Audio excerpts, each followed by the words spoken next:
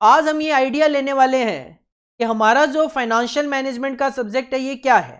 तो आप कह सकते हो sir introduction to financial management we are going to discuss today.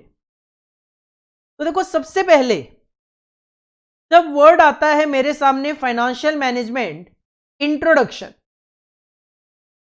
Financial management introduction, तो फाइनेंशियल मैनेजमेंट जो है ये दो वर्ड से बनता है। ये फाइनेंशियल जो है ये होता है फाइनेंस एक तरीके से, और एक होता है वर्ड मैनेजमेंट। मुझे आप सबसे पहले ये बताओ कि मैनेजमेंट वर्ड से आप क्या समझते हो? मैनेजमेंट वर्ड से आप लोग क्या समझते हो?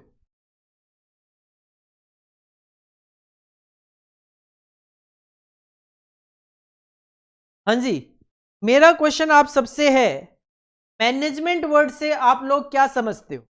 What is management? और आप ये बिल्कुल नहीं कह सकते कि सर मैनेजमेंट वर्ड तो हमने आज जिंदगी में पहली बार सुना है। नहीं, ऐसा बिल्कुल भी नहीं हो सकता। आप लोग 11th-12th क्लास में जब बीएसटी पढ़ते हो तो वहां पे मैनेजमेंट का मतलब आता है। बिल्कुल ठीक बात। To organize and control the organization. बिल्कुल सिंपल सी मैं बात करूं तो आपको क्या कहना है? सर मैनेजमेंट का मतलब होता है किसी भी चीज को मैनेज करना। You can say sir organization को मैनेज करना, कॉस्ट को मैनेज करना, प्रॉफिट को मैनेज करना। सिंपल मैनेजमेंट का मतलब होता है किसी भी चीज को ऑर्गेनाइज करना, किसी भी चीज पे प्लानिंग करना, किसी भी चीज पे कंट्रोलिंग करना। सिंपली कहूं सर किसी भी चीज को मैनेज करना। तो सर फाइनेंस क्या है? फाइनेंस का देखो वैसे तो मतलब लिया जाता है सिंपली मनी से, फंड से, पैसों से लिया जाता है, लेकिन फिर भी फाइनेंस की हमारे पास एक प्रॉपर डेफिनेशन है कि फाइनेंस क्या है। Finance is also called the science of money. Finance पैसा है, देखो सिंपल सी बात है। अब साइंस क्या होता है? सर साइंस किसी भी स्ट्रीम को, सब्जेक्ट को, किसी को भी तब बोला जाता है जब उसके अपने कुछ मेथड्स, तौर तरीके होते हैं। तो मनी के भी अपने तौर तरीके हैं कि पैसे को कैसे यूज किया जाए, कहां से पैसा लेकर आना है, कहां पे उसको यूज करना है। तो ये सारी चीजें क्या है, साइंस जब आप करते हो, पैसों की जब आप फंडिंग करते हो, पैसों को जब यूटिलाइज करते हो, तो वो पैसा ही क्या बन जाता है? फाइनेंस बन जाता है। तो फाइनेंस इज नथिंग, फंड होता है, पैसों को बोला जाता है। Finance is a branch of economics till 1890। अगर आप 1890 तक देखोगे तो एफएम का सब्जेक्ट नहीं होता था। एफएम का सब्जेक्ट लेटेस्ट है। एफएम का जो सब्जेक्ट है वो लेटेस्ट सब्जेक्ट है। 1890 तक फाइनेंस से रिलेटेड जो भी डिसीजन थे वो सारे के सारे इकोनॉमिक्स का ही पार्ट होता था। इकोनॉमिक्स आप सबको पता है कि इकोनॉमिक्स में क्या डिसीजन लिए जाते हैं, हमारे पास जिन रिसोर्सेज की कमी होती है उनका बेस्ट यूटिलाइजेशन करना। मनी की भी तो हर पर्सन के पास लिमिटेशन होती है, तो उसको किस तरीके से बेस्ट यूटिलाइज किया जाए, वो फाइनेंस है, फाइनेंस मैनेजमेंट है। तो economics is defined as study of the efficient use of scarce resources. यही काम करते हो आप इकोनॉमिक्स में। इकोनॉमिक्स आप सबने पढ़ी होगी 11th-12th फाउंडेशन वगैरह लेवल पे। The decisions made by business firm in production, marketing, finance, personal matters form the subject matter of economics. Economics में किस तरीके के डिसीजन लिए जाते हैं? तो प्रोडक्शन कितना करना है, मार्केटिंग कैसे करनी है, फंड कहां से रेज करना है, पर्सनल मैटर्स लाइक वर्कर्स कितने हायर करने, ये सारे डिसीजन पहले तो वहीं पे होते थे, आज भी होते हैं नो डाउट इकोनॉमिक्स में, लेकिन एक ब्रांच अलग आ गई, फाइनेंस को अलग कर दिया गया। फाइनेंशियल मैनेजमेंट में फाइनेंस से रिलेटेड डिसीजन देने लग गए अब। तो फाइनेंस क्या है? Finance is the process of conversion of accumulated funds to productive fund. Simple सी बात है, हर कोई पर्सन पैसा सेव करता है, हर कोई थोड़ी बहुत सेविंग करने की कोशिश करता है। जिसकी भी इनकम है तो वो क्या करता है, कोशिश करता है कि सर थोड़ी सेविंग कर लो। सेविंग करके क्या जेब में लेके घूमना है? सर नहीं। फाइनेंशियल मैनेजमेंट का ये मानना है अगर एक पर्सन सेविंग करता है तो फॉर इन्वेस्टमेंट पर्पज करता है, वो बैंक में भी जमा करा देता है तो वो भी एक इन्वेस्टमेंट है, वो एफडी करवा देता है तो भी इन्वेस्टमेंट है, वो शेयर्स में पैसा डाल देता है तो भी इन्वेस्टमेंट है। तो एक पर्सन सेविंग को किस तरीके से यूज करता है, कहीं ना कहीं बैंक में, एफडी में, शेयर्स में, इस तरीके से पैसा डाल देता है। और जैसे ही वो कहीं पे पैसा डालता है, तो एग्जांपल, छोटा सा एग्जांपल लेते हैं, मैंने पैसा सेव करके बैंक में डाल दिया। अब बैंक वाले फर्दर क्या करते हैं, उसको एज ए लोन किसी को दे देते हैं जिसको जरूरत होती है। तो वो पैसा जो कहीं इकट्ठा हुआ, बैंक में जो पैसा इकट्ठा हुआ, वो कहीं ना कहीं आगे लोन वगैरह जाकर कंपनीज वगैरह ने प्रोडक्शन वगैरह किया, तो उसका एक प्रोडक्टिव यूज हो गया। तो फाइनेंस क्या एक प्रोसेस है जिसमें एक एक्यूमुलेटेड फंड इकट्ठा होकर उसको किसी चीज में यूज किया जाता है, प्रोडक्टिव यूज किया जाता है। ये नहीं कि हम बेड के नीचे पैसे को छुपा के उसके ऊपर सोने में बिलीव करते हैं, नहीं। फाइनेंशियल मैनेजमेंट का मानना है भाई पैसा है तो इन्वेस्टमेंट के लिए है। In simple terms, finance is defined as the activity concerned with the planning, raising, controlling and administrating of the fund used in business. Organization plan करती है पैसा कहां से लाऊं, फिर पैसा रेज करती है, फिर उसको यूटिलाइज करती है और फंड को कंट्रोल करती है कि कहीं गलत जगह इसका यूज ना हो जाए, और अकॉर्डिंगली हम उसको एडमिनिस्टर करते हैं। एडमिनिस्टर मतलब एक तरीके से कंट्रोलिंग, फॉलो करना कि भाई पैसा हमारा सेफ हैंड्स में है या नहीं है। 10, finance is the activity concern with, तो फाइनेंस में मेन जो एक्टिविटी है वो है दो, पैसा कहां से लाना है, और एडमिनिस्ट्रिंग ऑफ फंड का मतलब कहां पे यूटिलाइज करना है, used in the business. Use करना बिजनेस में कह दो, यूटिलाइज करना कह दो, एक ही बात है। तो सर फाइनेंस क्या है? फाइनेंस अपने आप में एक ब्रांच है जो कि पहले इकोनॉमिक्स का पार्ट होती थी, और इसमें मेन ये डिसीजन होता है फंड कहां से लाना है और कहां पे यूटिलाइज करना है। तो जब मैं फाइनेंस और मैनेजमेंट को एक साथ करके फाइनेंशियल मैनेजमेंट की बात करता हूं, तो फाइनेंशियल मैनेजमेंट का मतलब लिया जाता है टू मैनेज द फाइनेंस और फंड और money. You can say sir finance का सिंपल सा मतलब होता है फंड या मनी, और उसको मैनेज करना फाइनेंशियल मैनेजमेंट कहलाता है। एक ऑर्गेनाइजेशन में कौन पर्सन होता है, क्या डेजिग्नेशन होती है जिसकी रिस्पॉन्सिबिलिटी है कि फंड को आपको मैनेज करना है? तो आप सबने एक नाम सुना होगा, फाइनेंस मैनेजर। आप सबने एक डेजिग्नेशन सुनी होगी, फाइनेंस मैनेजर। तो finance manager is the person in the organization who is responsible to manage the finance. और फाइनेंस मैनेजर की जो पोस्ट होती है उसका नाम होता है CFO, चीफ फाइनेंशियल ऑफिसर। तो the person who is responsible to manage the finance is known as finance manager, जिसको CFO डेजिग्नेशन बोला जाता है। Chief financial officer is nothing, finance manager की डेजिग्नेशन ही CFO कहलाती है। आपने बड़ी बड़ी कंपनियों के CFO वगैरह के नाम सुने होंगे कि ये उस कंपनी के CFO हैं, ये इस कंपनी के CFO हैं, तो वो क्या होते हैं? फाइनेंस मैनेजर होते हैं। तो फाइनेंशियल मैनेजमेंट क्या है? टू मैनेज द फाइनेंस और फंड और money, and the person who is responsible to manage the finance is known as CFO। तो जो CS और CMA वालों को मैंने बताया, भाई आपके एग्जाम में MCQ fill in the blanks like ये क्वेश्चंस भी आते हैं, तो उसमें ये छोटे छोटे क्वेश्चन पूछे जा सकते हैं जो आज मैं आपके साथ डिस्कशन कर रहा हूं। जैसे इस स्लाइड में finance is called what? Science of money. Finance कब तक ब्रांच ऑफ इकोनॉमिक्स था सर? 1890 तक। इकोनॉमिक्स में क्या स्टडी की जाती है? Efficient use of scarce resources. Economics में कौन कौन सी स्ट्रीम्स यूज की जाती है? Production, marketing, finance, personal matter, ये मैटर डिस्कस किए जाते हैं। फाइनेंस का मीनिंग क्या है? ये सब चीजें अपने को पता होनी चाहिए। अब देखो, finance manager is the person who is responsible to manage the finance. तो सर फाइनेंस को मैनेज करने के लिए फाइनेंस मैनेजर को क्या क्या काम करना पड़ता है? तो इसको हम बोलते हैं फाइनेंशियल मैनेजर फंक्शंस। कि फंड को मैनेज करने के लिए फाइनेंशियल मैनेजर को क्या क्या फंक्शंस परफॉर्म करने पड़ते हैं। तो मेनली उसको दो फंक्शंस परफॉर्म करने हैं। एक तो कि सर अगर ऑर्गेनाइजेशन को जरूरत है फंड की, फाइनेंस की, तो फंड कहां से लेकर आए। तो पहला तो उसको डिसीजन ये लेना है what will be the source of finance.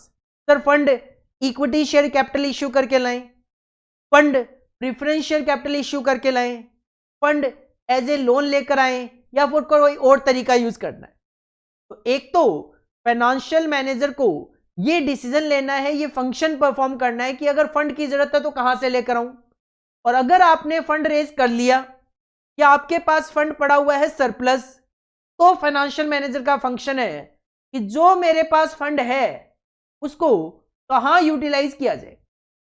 मैंने मार्केट से फंड रेज कर लिया, now I have to decide sir pharma sector में इन्वेस्ट करूं, स्टील सेक्टर में इन्वेस्ट करूं, कहां पे इन्वेस्ट करूं ताकि रिटर्न मैक्सिमम टू मैक्सिमम आए। तो फाइनेंशियल मैनेजर को दो फंक्शन परफॉर्म करने हैं, what will be the source of finance and where we should utilize the fund. अब जब सोर्सेज ऑफ फाइनेंस की बात आती है तो जैसा कि मैंने कहा कि सोर्सेज ऑफ फाइनेंस में इट मे बी इक्विटी, आप इक्विटी शेयर कैपिटल इश्यू करके मार्केट से फंड रेज कर सकते हो, it is a source of finance. इसके अलावा आप डिबेंचर इश्यू कर सकते हो, आप बॉन्ड इश्यू कर सकते हो, आप प्रेफरेंस शेयर इश्यू कर सकते हो, इनको इश्यू करके भी आप फंडिंग रेज कर सकते हो। तो इसका मतलब preference share is a source of finance, debenture is also a source of finance, bond is also a source of finance. आप लोन ले लो, आप लोन ले लो, loan is also a source of finance. तो सोर्स ऑफ फाइनेंस में क्या क्या कवर हो सकता है sir? Equity share capital, preference share capital, debenture issue कर सकते हो, लोन ले सकते हो, बॉन्ड इश्यू कर सकते हो।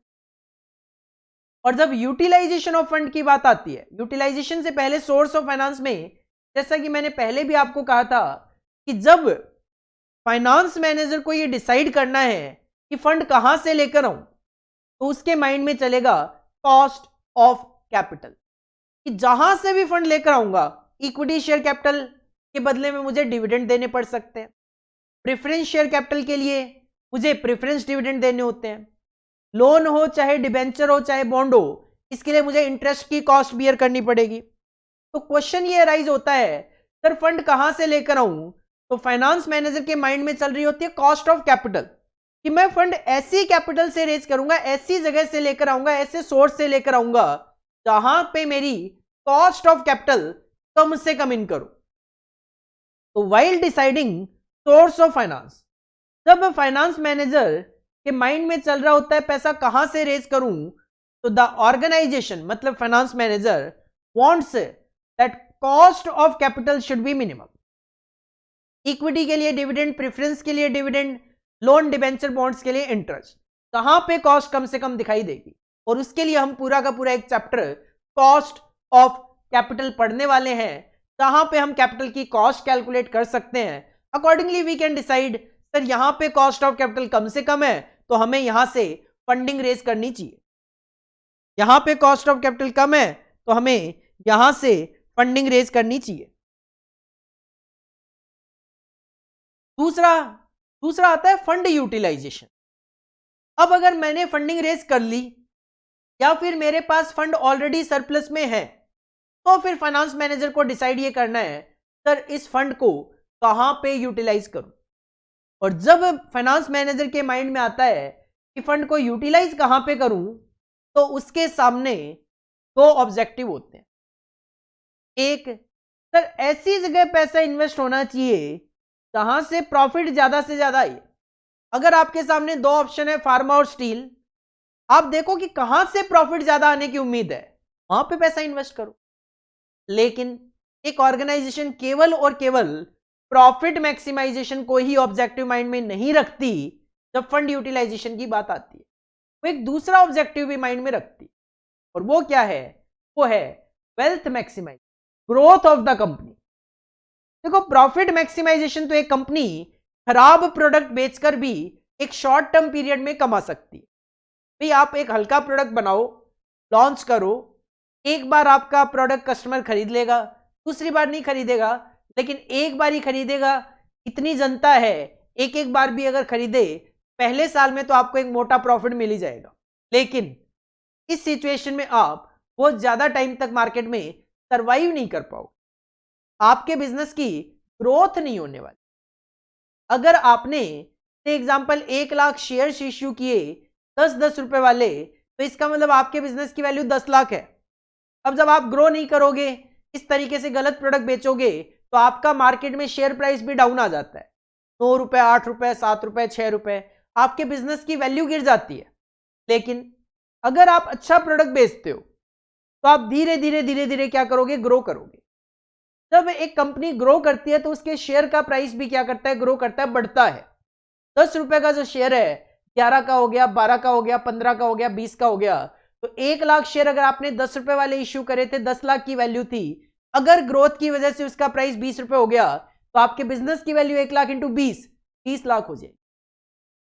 कंपनी जब फंड यूटिलाइजेशन की बात करती है तो केवल प्रॉफिट मैक्सिमाइजेशन नहीं देखती, वो प्रॉफिट मैक्सिमाइजेशन के साथ साथ वेल्थ मैक्सिमाइजेशन भी देखती है कि कहां पे पैसा इन्वेस्ट करूं तो ग्रोथ वहां पे ज्यादा होगी, अकॉर्डिंगली मेरे शेयर का प्राइस ज्यादा होगा।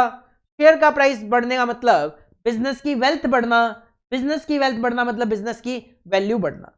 तो वेल्थ मैक्सिमाइजेशन जो है वो शेयर की वैल्यू के साथ अटैच होता है। अगर आपके शेयर की वैल्यू बढ़ेगी तो आपके बिजनेस की वेल्थ बढ़ेगी। जैसा कि मैंने कहा, अगर 1 लाख शेयर इश्यू करे 10 रुपए वाले, तो बिजनेस की वैल्यू 10 लाख है। आपका प्रोडक्ट अच्छा है, मार्केट में आप ग्रो कर रहे हो, एक शेयर का प्राइस 20 रुपए हो गया, तो आपके बिजनेस की वेल्थ 20 लाख हो जाए। तो फंड यूटिलाइजेशन के टाइम पे ऑर्गेनाइजेशन के सामने, फाइनेंस मैनेजर के सामने दो ऑब्जेक्टिव माइंड में होते हैं, one is profit maximization and second one is wealth maximize. तो सर फाइनेंस मैनेजर के फंक्शन क्या है, फंड कहां से लाऊं, कहां पे पैसा इन्वेस्ट करूं, कहां से लाऊं के टाइम पे कॉस्ट ऑफ कैपिटल कम से कम, कहां पे इन्वेस्ट करूं के टाइम पे प्रॉफिट मैक्सिमाइजेशन और वेल्थ मैक्सिमाइजेशन फाइनेंस मैनेजर अपने माइंड में रखता है।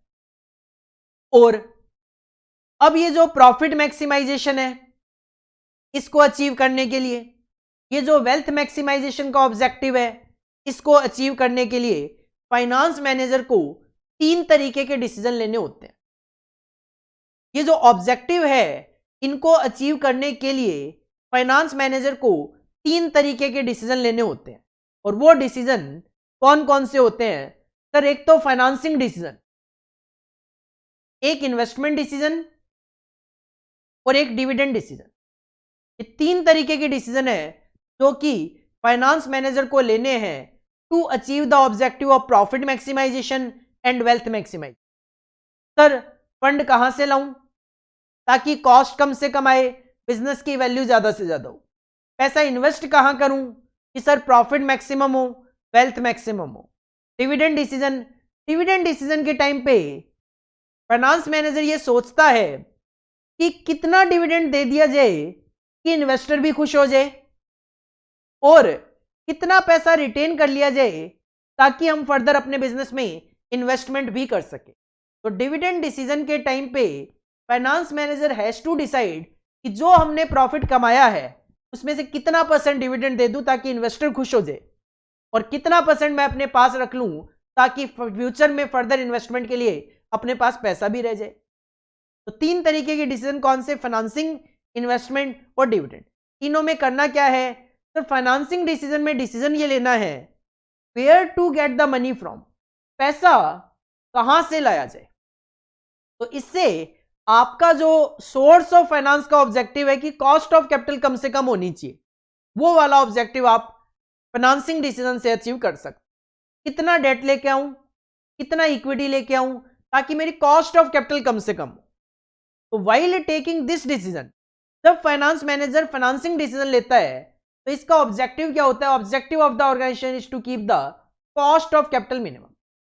पहला जो डिसीजन है फाइनेंसिंग डिसीजन, उसमें फाइनेंस मैनेजर को डिसाइड करना है पैसा कहां से लाऊं ताकि कॉस्ट ऑफ कैपिटल कम से कम। दूसरा इन्वेस्टमेंट डिसीजन, इन्वेस्टमेंट डिसीजन का मतलब है मेरे पास जो पैसा है वो किसको कहां इन्वेस्ट करूं, where to invest the money, पैसा कहां इन्वेस्ट करूं ताकि रिटर्न ज्यादा से ज्यादा मिले। तो while taking this decision, the objective of the organization is to maximize the return. इसके अंदर प्रॉफिट मैक्सिमाइजेशन भी आएगा, इसके अंदर वेल्थ मैक्सिमाइजेशन भी आएगा. तीसरा जो डिसीजन है डिविडेंड डिसीजन, इसमें फाइनेंस मैनेजर को ये डिसाइड करना है कितना डिविडेंड दे दूं इन्वेस्टर खुश हो जाए. How much to distribute amongst share holder to keep them satisfied. कितना डिस्ट्रीब्यूट कर दूं एज ए डिविडेंड, कितना शेयर होल्डर को दे दूं ताकि वो सेटिस्फाई हो जाए.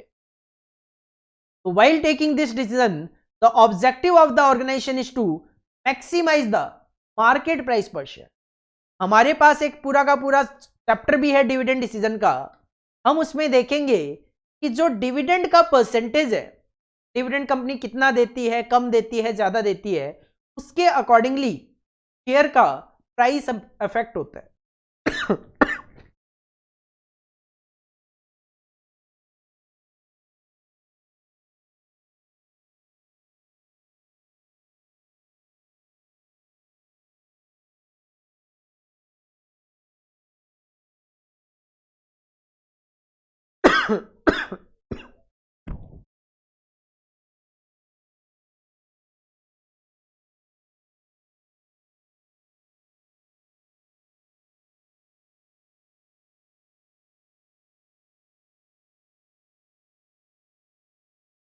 तो हम डिविडेंड डिसीजन के टॉपिक में देखेंगे कि ऑर्गेनाइजेशन का ऑब्जेक्टिव होता है मार्केट प्राइस को मैक्सिमम करना, और जब हम डिविडेंड के परसेंटेज को कम ज्यादा करते हैं तो उससे मार्केट प्राइस इंपैक्ट होता है. तो डिविडेंड डिसीजन के टाइम पे फाइनेंस मैनेजर देखेगा कि भाई इन्वेस्टर सेटिस्फाई हो जाए और साथ में हमारे शेयर का जो प्राइस है वो मैक्सिमम टू मैक्सिमम हो, इतना डिविडेंड दूंगा मैं. वो हम डिविडेंड डिसीजन के टॉपिक में डिस्कस करेंगे. तो ये एक छोटा सा इंट्रोडक्शन है फाइनेंशियल मैनेजमेंट का कि सर फाइनेंस क्या होता है. Finance is the science of money. Finance economics का पार्ट था. इकोनॉमिक्स में efficient source use of scarce resources हम डिसाइड करते थे. तो फाइनेंस में क्या होता है, प्लानिंग, फंड कहां से लाना है, कहां पे इसको यूटिलाइज करना है, ये सारी चीजें डिस्कस की जाती है. तो फाइनेंशियल मैनेजमेंट क्या है, to manage the finance, fund, money. और कौन इसको करेगा, फाइनेंस मैनेजर. और फाइनेंस मैनेजर फंड को मैनेज करने के लिए दो फंक्शन करता है, सोर्सेज ऑफ फाइनेंस और फंड यूटिलाइजेशन. सर फाइनेंस के सोर्स क्या हो सकते हैं, equity share capital, preference share capital, debentures, bonds, loans, ये सब. और फंड यूटिलाइजेशन के लिए हम देखते हैं सर प्रॉफिट मैक्सिमाइजेशन और वेल्थ मैक्सिमाइजेशन हो. सोर्सेज ऑफ फाइनेंस के टाइम पे कॉस्ट ऑफ कैपिटल कम से कम हो, और इन्हीं ऑब्जेक्टिव को अचीव करने के लिए कॉस्ट ऑफ कैपिटल कम से कम, प्रॉफिट मैक्सिमाइजेशन, वेल्थ मैक्सिमाइजेशन, इसके लिए फाइनेंस मैनेजर 3 डिसीजन लेगा, फाइनेंसिंग डिसीजन, इन्वेस्टमेंट डिसीजन और डिविडेंड डिसीजन. हमारा पूरा का पूरा फाइनेंशियल मैनेजमेंट जो सब्जेक्ट है वो इन 3 डिसीजन पे ही टिका हुआ है. किसी चैप्टर में फाइनेंसिंग डिसीजन होगा, तो किसी चैप्टर में इन्वेस्टमेंट डिसीजन होगा, तो किसी चैप्टर में आपको डिविडेंड डिसीजन देखने को मिलेंगे. जैसे कि आपने investment decision cash flow, investment decision techniques and evaluation, ये जो नाम देखे चैप्टर के, ये है investment decision long term. Working capital वाला जो पार्ट देखा, वर्किंग कैपिटल मैनेजमेंट के जो नाम देखे, वो है short term investment decision. Dividend decision का अलग से टॉपिक है ही. Risk analysis in capital budgeting भी इन्वेस्टमेंट डिसीजन का पार्ट है. इसके अलावा लीवरेज हो गया, कैपिटल स्ट्रक्चर थ्योरीज हो गई, ईबीआईटी ईपीएस एनालिसिस हो गया, रेशियो एनालिसिस हो गया, ये सारे टॉपिक फाइनेंसिंग डिसीजन से रिलेटेड है. एक्चुअल में मैं ये कहूंगा फाइनेंशियल मैनेजमेंट, आप कहीं पे भी कितने भी टॉपिक अगर पढ़ रहे हो, सारे के सारे टॉपिक कहीं ना कहीं इन 3 डिसीजन के आसपास ही घूमते हैं. यह आपको सारा का सारा कॉपी करना है एक एक करके. स्टार्टिंग से मैं आपको शो कर रहा हूं. आपको सबसे पहले हेडिंग पुट करनी है introduction to financial management. Heading put कर लीजिए इंट्रोडक्शन टू फाइनेंशियल मैनेजमेंट.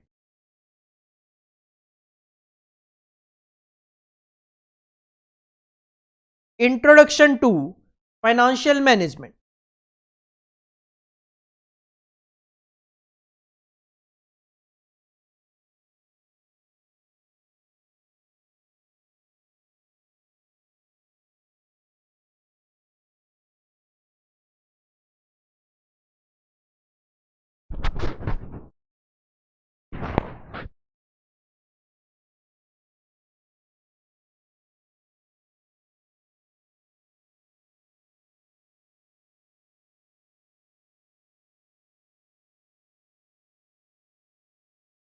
सबसे पहले हेडिंग पुट कीजिए इसमें, व्हाट इज फाइनेंस।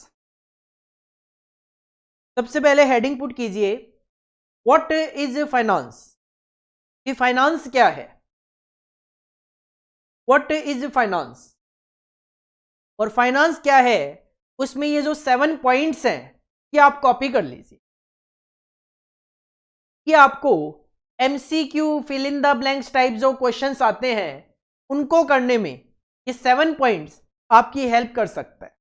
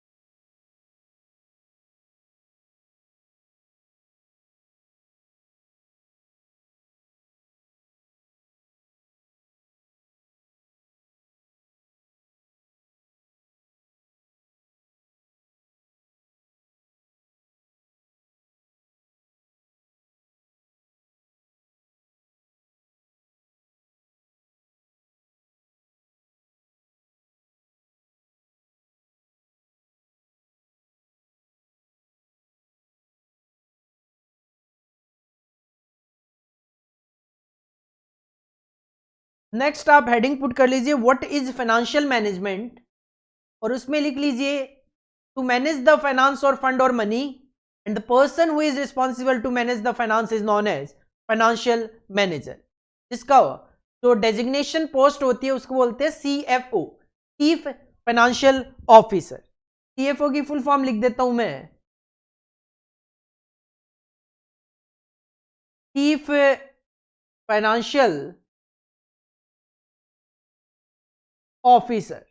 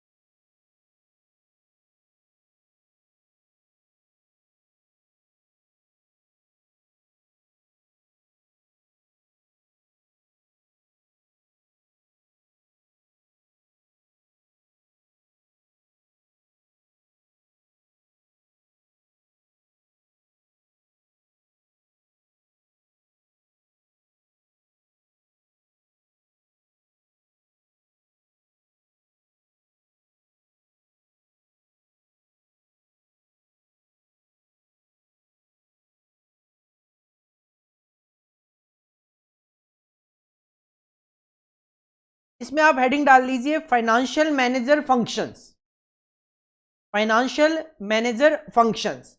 और दो फंक्शंस है, first sources of finance, second fund utilisation.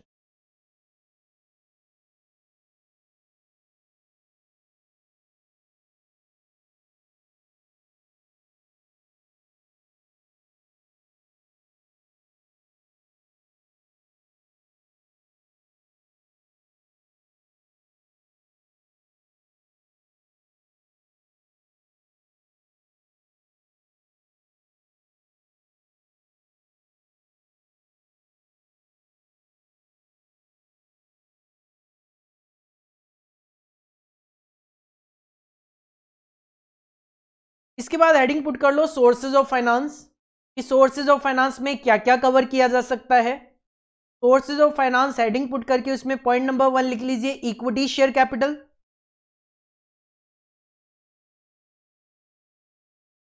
Sources of finance उसमें पॉइंट नंबर 1 में लिख लीजिए equity share capital.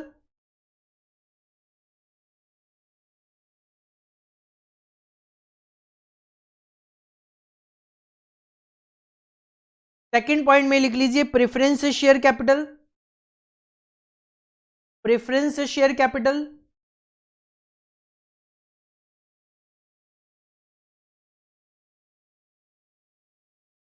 Third point में लिख लीजिए लोन्स, थर्ड पॉइंट में लिख लीजिए लोन्स। फोर्थ पॉइंट में लिख लीजिए डिबेंचर्स, फोर्थ पॉइंट में लिख लीजिए डिबेंचर्स। और फिफ्थ पॉइंट में लिख लीजिए बॉन्ड्स। दीज में बी सोर्सेज ऑफ फाइनेंस।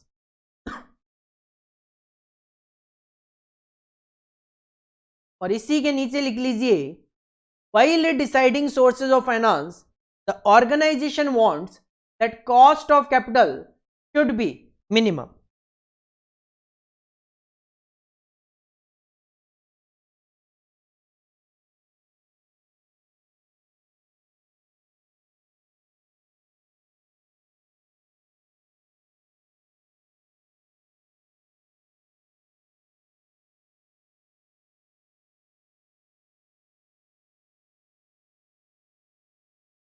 इसके बाद हेडिंग पुट कर लो फंड्स यूटिलाइजेशन, फंड्स यूटिलाइजेशन कि फंड को कैसे यूटिलाइज किया जाए। और फंड को यूटिलाइज करते वक्त दो ऑब्जेक्टिव्स हैं फाइनेंशियल मैनेजर के, पहला प्रॉफिट मैक्सिमाइजेशन और दूसरा वेल्थ मैक्सिमाइजेशन। और वेल्थ मैक्सिमाइजेशन किससे रिलेट करता है, तो ब्रैकेट में लिख लो ये वैल्यू ऑफ शेयर्स से रिलेट करता है। हेडिंग पुट कर लो फंड यूटिलाइजेशन और उसके नीचे पॉइंट नंबर 1 में प्रॉफिट मैक्सिमाइजेशन ऑब्जेक्टिव और सेकंड में वेल्थ मैक्सिमाइजेशन ऑब्जेक्टिव, ब्रैकेट में value of shares.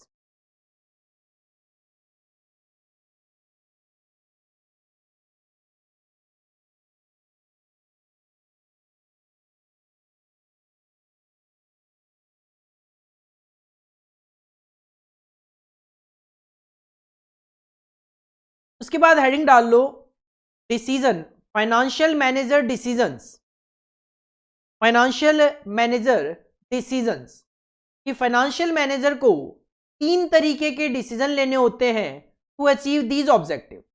Financial manager decisions उसमें पहला डिसीजन लिख लीजिए फाइनेंसिंग डिसीजन, दूसरा डिसीजन लिख लीजिए इन्वेस्टमेंट डिसीजन और तीसरा डिसीजन लिख लीजिए डिविडेंड डिसीजन। तो ये 3 तरीके के डिसीजंस हैं जो कि फाइनेंशियल मैनेजर को लेने होते हैं ताकि वो कॉस्ट ऑफ कैपिटल कम से कम कर सके, प्रॉफिट को मैक्सिमम अचीव कर सके और वेल्थ मैक्सिमाइजेशन के ऑब्जेक्टिव को अचीव कर सके।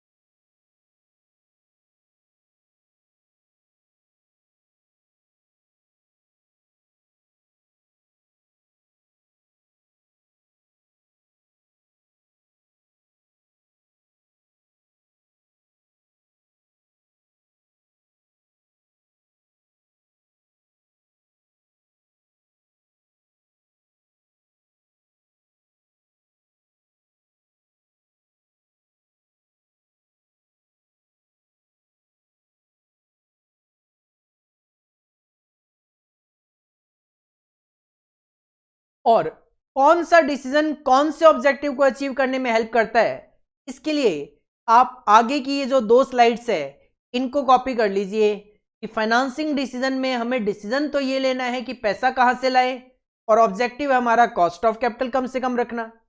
इन्वेस्टमेंट डिसीजन में डिसीजन ये लेना है कि पैसा कहां इन्वेस्ट करें, ऑब्जेक्टिव है मैक्सिमाइजेशन ऑफ रिटर्न।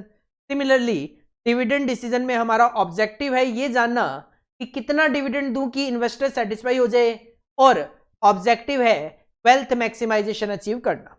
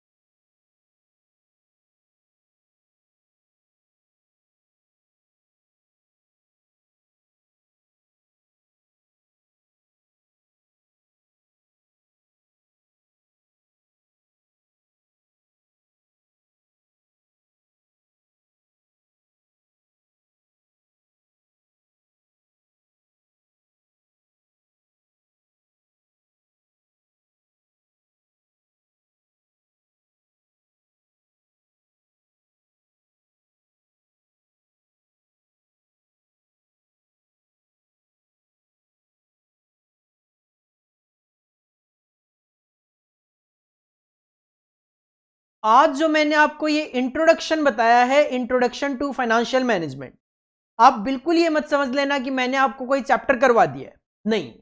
मैंने जस्ट आपको एक इंट्रो दिया है कि फाइनेंशियल मैनेजमेंट क्या होता है, फाइनेंस मैनेजर होता है, उसके क्या काम है, और फाइनेंशियल मैनेजमेंट के सब्जेक्ट में आपको क्या देखने को मिलेगा। इसको करवाने के पीछे पर्पज ये है कि हम अब किसी भी प्रैक्टिकल चैप्टर को अगर पिक करते हैं तो उसमें कोई वर्डिंग्स वगैरह आती है तो हम उसको इजीली अंडरस्टैंड कर सके। इस वजह से मैंने आपको ये इंट्रोडक्शन कराया है। तो हम आज की क्लास यहीं पे फिनिश करेंगे। नेक्स्ट क्लास में हम अपना फ्रेश एक नया टॉपिक पिक करेंगे जो कि of course practical plus theoretical topic होगा, और हम उसको फ्रेश कंटिन्यू करेंगे।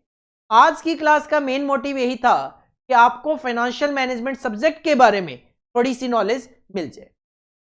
खत्म करता हूं मैं यहां पे क्लास, बाकी नेक्स्ट क्लास में मिलते हैं। Thank you.